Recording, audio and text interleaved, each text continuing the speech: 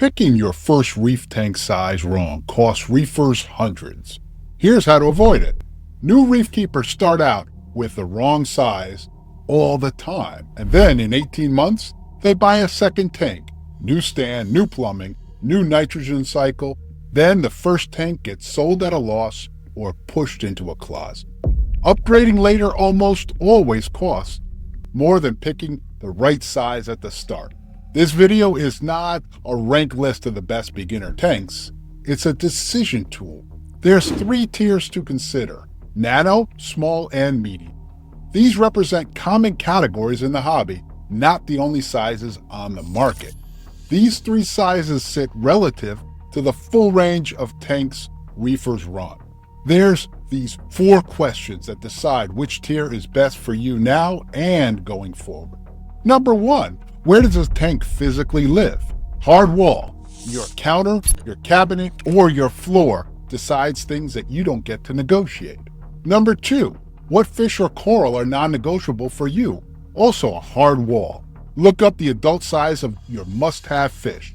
This number becomes your floor, no exceptions.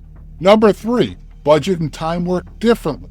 Those have doors. You get room to stretch them once you have a general idea. And number 4, space and fish decide what's possible. Budget and time decides what's comfortable. Answer the first 2 first. Now tier 1, nano tanks. 15 to 20 gallons all in one. Picture a tank that fits on a counter, a cabinet, or a piece of furniture rated to hold it.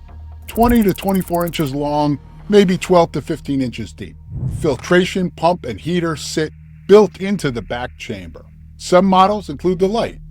ATI North America defines nano reef aquariums as small tanks, generally under 30 gallons. Here's the trap inside the trap. Compact doesn't mean light. A filled nano can weigh 180 to 200 pounds. Verify your furniture rating before you fill it, not after. Nano fits apartments, offices, a tight budget start, and a coral-focused build with 1 or 2 small fish, max. One example, a clown pair, Ocellaris or Percula, paired with a Watchman goby and pistol shrimp, plus 2 easy coral types. Softies, soft corals with no hard skeleton, and LPS, large polyp stony coral with big fleshy heads. Both handle beginner mistakes better than most corals do. Some clown species, they need 30 gallons or more, so check the species before you buy the pair. Gobies jump, so budget for a lid. At this tier, you're also mixing saltwater at a specific salinity targeting 1.025 specific gravity for a reef. And you'll want RO-DI water, reverse osmosis and deionized from the start. Tap water introduces contaminants nano tanks are too small to dilute. A basic power head or wave maker keeps flow moving across your corals and prevents dead spots. Exact dimensions vary by model. Waterbox Cube 20, Innovative Marine Fusion 20, Fluval Evol 13.5, Hello Reef 15, they all differ. Measure your space and check the manufacturer's spec sheet before you buy. For lighting, models like AI Prime or Kessel A80 are common choices sized for nano builds. Next, tier 2, small. The 40-gallon breeder, 36 inches long, 18 inches deep. This is a classic floor tank, and it fits most standard stands without modification. Open top so you can pick your filtration. Hang on back, a filter box clipped to the rear glass. Canister, a sealed filter plumbed outside the tank. An all-in-one conversion, or drill it, plumbing filtration underneath, out of sight. Filled, expect 450 pounds or more. Verify your floor and stand ratings. If you're on an upper floor, check the joists, the beams underneath your floor too. And on Reddit, this size comes up again and again as the size beginners are told to start with. One reefer called it the perfect size to start off with. Multiple others say the same. Go at least 30 gallons or better a 40-gallon breeder. Small gives you the best balance in the hobby. Fish options, coral options, stability, and resale value if you ever sell the setup. One example, a clown pair, plus a royal grama, a firefish, and a mixed reef of coral. Round it out with a cleanup crew, snails, hermit crabs, and shrimp working the algae, the sand, and the leftover food. Watch the fish math here. Tangs need 100 gallons and 6 feet of swim room, so they don't fit this tier. A 6-line wrasse needs 55 gallons or more. Foxface minimums depend on species. Check compatibility before you commit to any of them. This is also the tier where testing salinity, alkalinity, calcium, and magnesium weekly starts to matter. Those 4 parameters, the big 3 plus salinity, are what you'll be managing for the life of the tank. Before any new fish goes in, a quarantine tank is worth setting up. A simple 10 to 20 gallon setup with a heater and filter lets you treat for ick or marine velvet before it reaches your display. Spec check. The Aqueon 40B runs approximately 36 inches by 18 by 17 inches. Verify stand fit, lid clearance, and cord room behind the tank. Going rimless? No plastic trim around the top edge? You need perfectly flat, manufacturer spec mat underneath. Now tier 3, medium, 75 to 90 gallons. This tier needs dedicated floor space, plus a cabinet underneath for a sump, a second tank hidden below, the main one, holding your filters, heater, and skimmer out of sight. 2 common shapes here. The 75 standard runs 48 inches long by 18 deep, built for horizontal swimming length. The 90 cube runs 36 by 36 by 18 square, with more depth but less room to swim.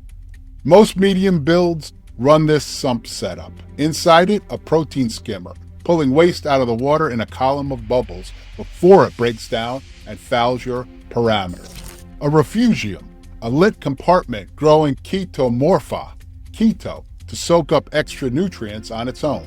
Filter media like carbon or a phosphate remover targeting specific compounds in the water, and sometimes a reactor, a small canister feeding one of those media types into the tank around the clock.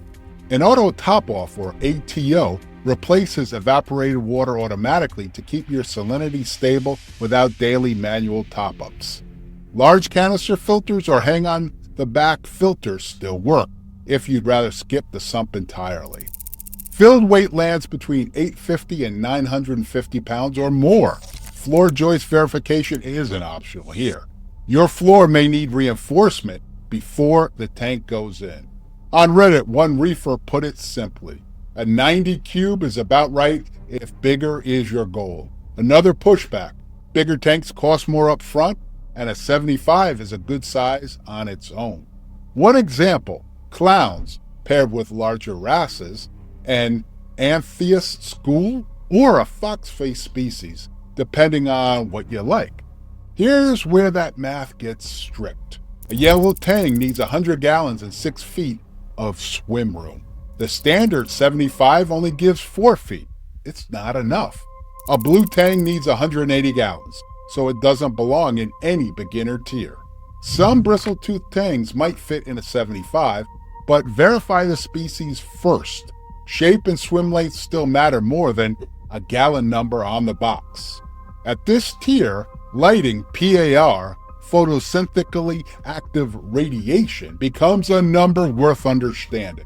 SPS, small polyp stony coral, needs higher PAR than softies or LPS, and fixtures like the Radiant XR30 or the Kessel A360 are commonly paired with builds this size.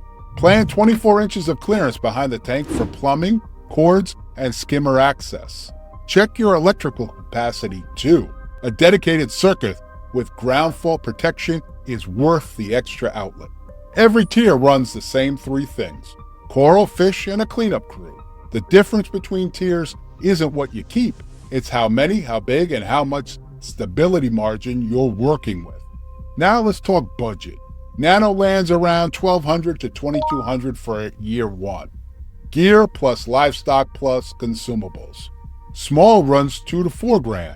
Medium runs $3,500 to $7,000 or more. These are rough planning ranges, not your price quotes. Your light choice, your filtration choice, and whether you buy used all move that number up or down. Every tier needs costs people forget to plan for. A Warranty tank.